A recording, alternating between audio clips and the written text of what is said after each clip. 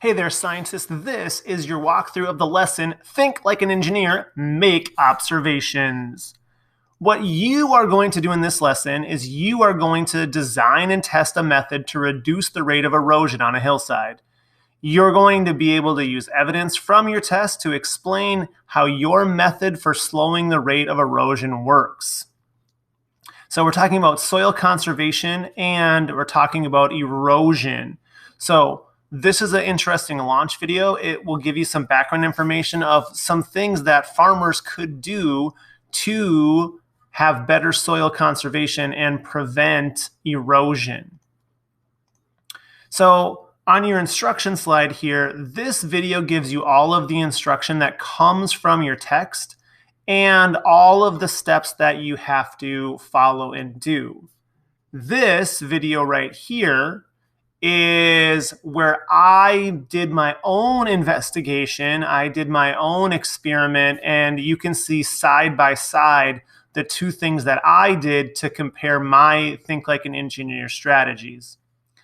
There is definitely other options, ideas, solutions, strategies you could use. This is just the way that I did it with the resources that I have available to me. On slide 4, there's 2 slides of activities this week. Your first one here is you have to insert a drawing of a detailed diagram or make a poster of your solution. So in mine, I could make, you saw my video, you can watch what I did, and I would make a poster detailing how I thought a tree row or tree rows could be a possible solution for soil erosion.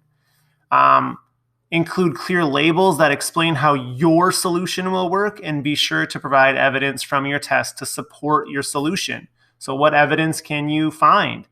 You can see some of my evidence and my explanation in my simple video. And then you have 2 explain questions. Why is it important to test only one variable at a time in a fair test? And when you designed your test, what variable did you change? What variable did you observe or measure, and what variables did you keep the same? So you'll see in my video the things that I tried to keep constant, the slope on my platform, the amount of soil that I had in each of my tins, the amount of water that rained down, the amount of time that it took for the water to come out of the cup, and how I measured my amount of erosion. So those are all things that you saw that I kept the same. And then when you get into your others, if you're really struggling and you can't really think of a way that you could try something different when it comes to erosion, these are all great videos that talk about different ways that farmers are working on trying to have better soil management, less erosion, less weathering, and keep that topsoil intact.